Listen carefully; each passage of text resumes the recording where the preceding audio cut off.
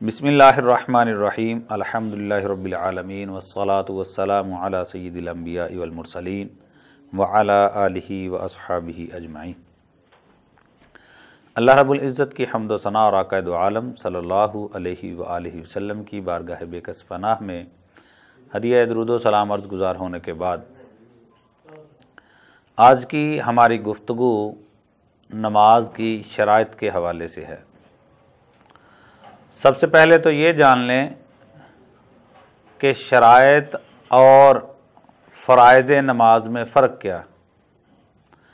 शराइत ऐसी चीज़ों को कहा जाता है किसी भी काम के अंदर जिनका काम से पहले होना ज़रूरी हो, और फ़राइज़ उनको कहा जाता है जो काम के अंदर होते हैं। यानी नमाज शुरू करने से पहले कपड़े वगैरह, जिस्म, ये चीज़ें जो है पाक होना ज़रूरी हैं ये भी ज़रूरी, लेकिन इनको शराइत कहा जाता है कि जो चीज़ें काम से पहले होती हैं और जो काम के अंदर होती हैं। यानी नमाज के अंदर जिस तरह सजदा करना है, रुकू करना है, तो ये फ़राइज़ में आता है। तो यूँ कह लें कि नमाज से पहले जो काम ज़रूरी हैं, कि नमाज शुरू करने से पहले जो काम ज़रूरी हैं, उनको शराइत नमाज कहा जाता है। शराइत नमाज के अंदर सबसे पहली चीज़ जो आती है वो तहारत है। तहारत के ऊपर सैर हासिल गुफ्तगू हो चुकी है, उसके चंद एक निकात जो हैं वो इंशाल्लाह अर्ज़ करूँगा। तहारत का माना है पाकीज़गी, वुज़ू, गुस्ल, लिबास। इन चीज़ों के ऊपर हम बात कर चुके हैं कि वुज़ू के अंदर क्या क्या चीज़ें हैं, गुस्ल के अंदर क्या होगा और लिबास की पाकीज़गी के हवाले से। एक चीज़ जो ख़ास तौर पे नमाज की शराइत के अंदर है वो है जगह का पाक होना। अब जगह के पाक होने से क्या मुराद है? जगह के पाक होने का मतलब ये है कि बंदा जहां पे नमाज पढ़ने लगा है, कम अज़ कम जितनी जगह पे उसके जिस्म के आज़ा लगेंगे वो जगह पाक हो। ये कम अज़ कम की तरफ है, यानी मजबूरी की सूरत में कम अज़ कम इतनी जगह तो पाक होनी चाहिए।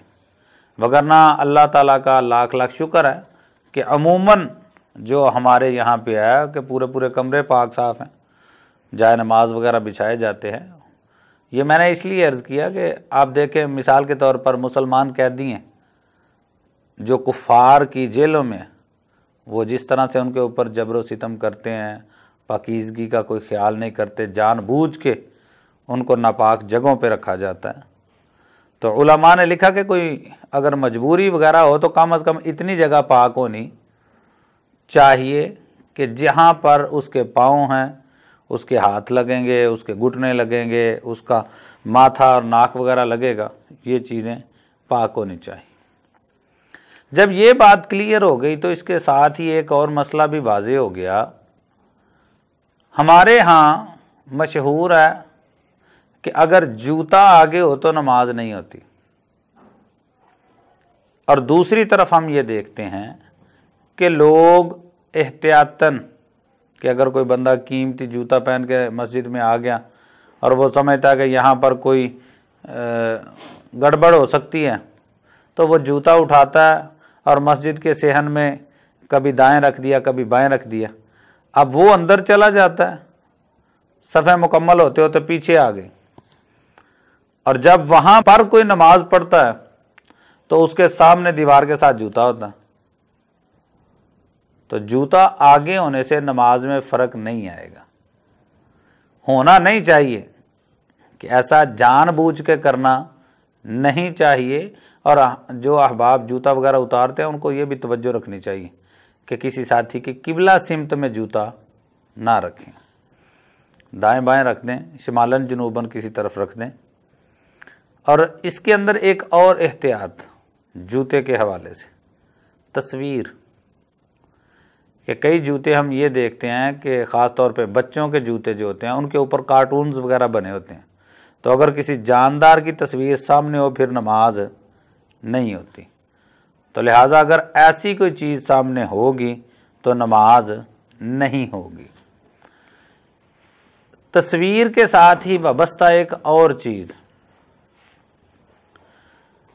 कि सर्दियों के अंदर हम गर्म जैकेट्स वगैरह पहनते हैं, बच्चे भी पहनते हैं, या अमूमन बच्चों को लोग शर्ट वगैरह पहना देते हैं, तो उनके ऊपर तस्वीर होती हैं। तो इस चीज़ को भी हमें तवज्जो देनी पड़ेगी। बतौर मुसलमान अपने बच्चों को आगाह करना होगा कि अगर उनके वजूद के ऊपर ऐसा लिबास होगा कि जिसके ऊपर जानदारों की तस्वीर है, तो ना उसकी नमाज होगी और ना जो उसके पीछे नमाज पढ़ रहे हैं। बल्कि उलमा ने तो एहतियात यहाँ तक कही, फरमाया जिस कमरे में तस्वीर होगी जानदार की, उस कमरे में नमाज नहीं होगी। तो लिहाजा एहतियात करनी चाहिए। अब बच्चे के वजूद पे नजासत लगी है, कपड़े आलूदा हैं, खुश्क, कि माँ को भी पता है इसने फलां वक्त में पेशाब किया था, बस बदलने में सुस्ती हो गई।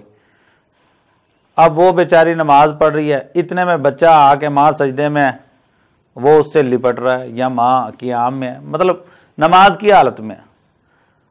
तो अब गलाजत तो माँ तक पहुंच रही है, नजासत तो पहुंच रही है, इसका क्या हुक्म है? बुजुर्गान दीन ने फरमाया कि इससे उसकी नमाज में फ़र्क नहीं आएगा, क्योंकि वो इसके वजूद का हिस्सा या इसके लिबास का हिस्सा या इसके मकाम का हिस्सा जो है वो नजासत से आलूदा नहीं हो रहा, वो एक अलहदा सेपरेट चीज़ है। लिहाजा उसकी वजह से इसकी नमाज में फ़र्क नहीं आएगा। कि तहारत के हवाले से ये बुनियादी चीज़ें जो थी वो मैंने आपको गोशगुजार कर दी। सत्रे औरत, जिस्म को छुपाना। अल्लाह रब्बुल इज़्ज़त ने अपने पाक कलाम में इरशाद फरमाया, खुज़ू ज़ीनतकुम इंद कुल्ली मस्जिद। फरमाया कि हर नमाज के वक्त कपड़े पहनो। दूसरे मकाम पे ख़वातीन के लिए ख़ास तौर पे फरमाया वला युबदीन ज़ीनतहुन्ना इल्ला मा ज़हरा मिन्हा। फरमाया कि औरतें अपनी जीनत को, अपने सिंगार को वाज़े ना करें, जाहिर ना करें, मगर वजूद का वो हिस्सा कि जो जाहिर रहता है, यानी चेहरा। नमाज की बात हो रही है ना, कि नमाज में फ़कत चेहरा, हाथ पांव खुले रहेंगे, इसके अलावा औरतों को जिस्म खोलने की इजाज़त नहीं है। यहाँ पर एक हदीस पाक काबिल तवज्जो है। नबी करीम सल्लल्लाहु अलैहि वसल्लम की ज़ौजा मोहतरमा उम्मुल मुमिनीन हज़रत अम्मा आयशा सिद्दीक़ा रज़ियल्लाहु ताला अन्हा, आप बयान फरमाती हैं कि नबी करीम सल्लल्लाहु अलैहि वसल्लम ने फरमाया, बालिग औरत की नमाज बगैर दुपट्टे के अल्लाह ताला कबूल नहीं फरमाता। बालिग औरत की नमाज बगैर दुपट्टे के अल्लाह ताला कबूल नहीं फरमाता। अब सोचने वाली बात यह है कि जिस औरत की नमाज बगैर दुपट्टे के कबूल नहीं, उसके दीगर अमाल कैसे कबूल होंगे? कि हमारे यहाँ पर जो चीज़ रवाज पा रही है अवामुन्नास में कि ख़वातीन घरों में दुपट्टा सर पे लेती ही नहीं, इल्ला माशाअल्लाह कि अच्छी ख़वातीन भी हैं, लेकिन अक्सरियत जो है इससे अब मुंह मोड़ती नज़र आती है। तो लिहाजा इस चीज़ के ऊपर तवज्जो देनी चाहिए। सत्रे औरत हर हाल में वाजिब है, यानी जितना जिस्म छुपाना बंदे के लिए ज़रूरी है ना, वो हर हाल में है, नमाज में भी है, नमाज के अलावा भी है। अब मर्द के लिए कितना जिस्म छुपाना ज़रूरी है, औरत के लिए कितना जिस्म छुपाना ज़रूरी है? औरत के लिए नमाज का जो ये आज़ा यानी चेहरा, इतने हाथ और पाँव टखनों से नीचे, इनको औरत जाहिर कर सकती है। अपने घर की बात कर रहा हूँ, नामहरम की नहीं। और मर्द के लिए नाभ से लेकर घुटनों के नीचे तक, के घुटने समेत जो है ना, इतना जिस्म छुपाना फ़र्ज है। और मेरे एक उस्ताद थे, वो फरमाया करते थे कि बेटा इतना फ़र्ज है, बाकी जिस्म छुपाना अखलाकन तुम्हारे ऊपर कर्ज है। कि शरीयत ने इतना तो कहा, ये ज़रूरी है, लेकिन इसका मतलब ये नहीं है कि तुम फ़कत शर्ट निक्कर पहनो, ट्राउज़र पहनो और घूमते फिरो। ये तो फ़र्ज है। लेकिन अपना बाकी का जिस्म भी छुपाओ। ये मैंने इसलिए वाज़ेह किया कि कई लोग फिर इससे उलट मतलब निकालते हैं। यहां पर यह भी याद रहे कि जितने जिस्म को छुपाना फर्ज है, अगर उतने में से जिस्म का कोई 1/4 खुल गया तो बंदे की नमाज नहीं होगी, औरत की भी नमाज नहीं होगी। अब सोचने वाली बात यह है, जिन औरतों के कपड़े होते ही मुख्तसर हैं कि उनके बाजू यहां तक है ही नहीं। अब ये देखें, मिसाल के तौर पर मैं ये इतना बाजू इधर से खुल गया, इतना बाजू इधर से खुल गया। अब अगर किसी औरत ने जानबूझ के इतने इतने बाजू भी खोले, उसकी नमाज नहीं होगी। अब हमारे यहां पर इस मामले में कितनी एहतियात है और कौन कर रहा है? इसी तरह से दूसरी चीज, दुपट्टा। हमारे यहां पर जो मामला चल रहे हैं, हम देखते हैं कि ख़वातीन के लिबास के हवाले से उनके दुपट्टे बड़े बारीक होते हैं। बुजुर्गान दीन ने फरमाया कि ऐसा बारीक कपड़ा जिसमें से रंगत झलकती हो, कि पता चले सर के बाल सफ़ेद हैं या स्याह हैं, ब्राउन शेड है, कौन से शेड में है, कौन सी रंगत है इसके वजूद की। फरमाया ऐसे लिबास में नमाज नहीं होगी, चाहे वो मर्द ने पहना है चाहे औरत ने पहना है। मैं तवज्जो किस तरफ करवा रहा हूं, जरा गौर कीजिएगा। एक मर्द है, गर्मियों के सीजन में वो बारीक सा कपड़ा पहनता है। हमारे अमूमन जो हम लड़कों को देखते हैं कि शलवार मोटे कपड़े की होती है, लेकिन कमीज जो है वो बारीक से बारीक पहनी होती है।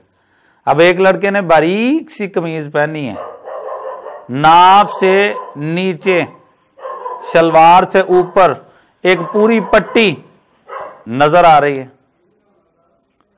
कि उसका पेट है, उसके पहलू हैं, उसकी कमर है, उसकी नमाज नहीं होगी अगर उसकी कमीज में से उसका वजूद झलक रहा है।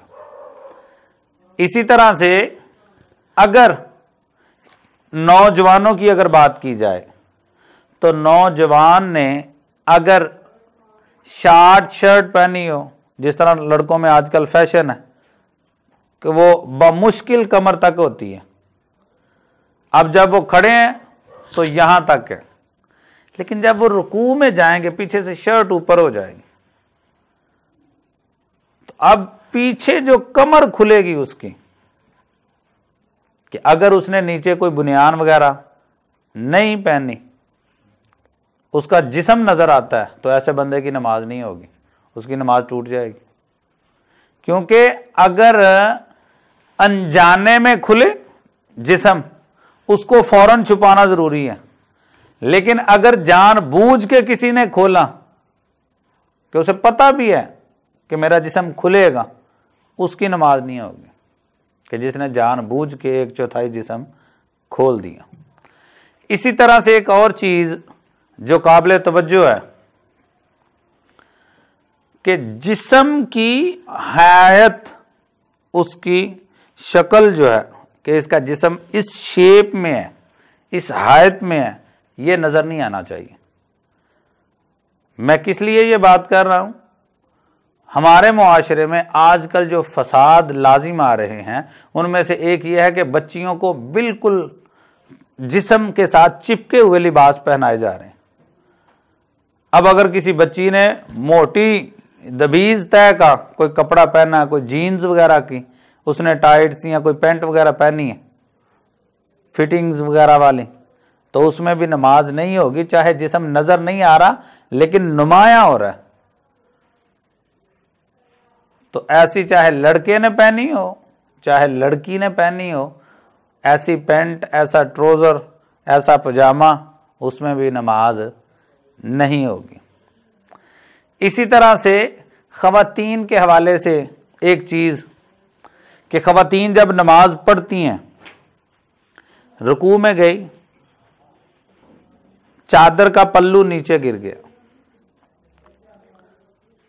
उसका जिस्म जो है गर्दन खुल गई, अब क्या हुक्म है? फरमाया अगर किसी ने जानबूझ के नहीं खोला बल्कि वैसे खुल गया तो उसने फौरन छुपा लिया 3 तस्बीह की मिकदार से पहले पहले, सुबहान अल्लाह सुबहान अल्लाह सुबहान अल्लाह। इतनी देर से पहले अगर उसने दोबारा से जिस्म को छुपा लिया तो उसकी नमाज हो जाएगी। लेकिन अगर उसने क्योंकि हम देखते हैं कई सादा दिल जो लोग हैं ना, मैं रुकू तसल्ली से कर लूँ, उठते वक्त जो है ना दोबारा से चादर ठीक कर लूँगी, तो ये गलत हो जाएगा, नमाज टूट जाएगी। कि अगर किसी औरत की चादर रुकू में खुल गई तो उसके लिए हुक्म ये है कि वो 3 तस्बीहात की मिकदार से पहले पहले दोबारा से चादर जो है उसको ओढ़ ले, वगरना उसकी कोताही की वजह से उसकी नमाज जाती रहेगी। ये बुनियादी जो चीज़ें थीं सत्रे औरत और तहारत, उसके हवाले से चंद एक मारूज़ात थीं जो मैंने आपके सामने पेश की। अल्लाह रब्बुल इज़्ज़त मेरी इन मारूज़ात को अपनी बारगाह में कबूल फरमाए।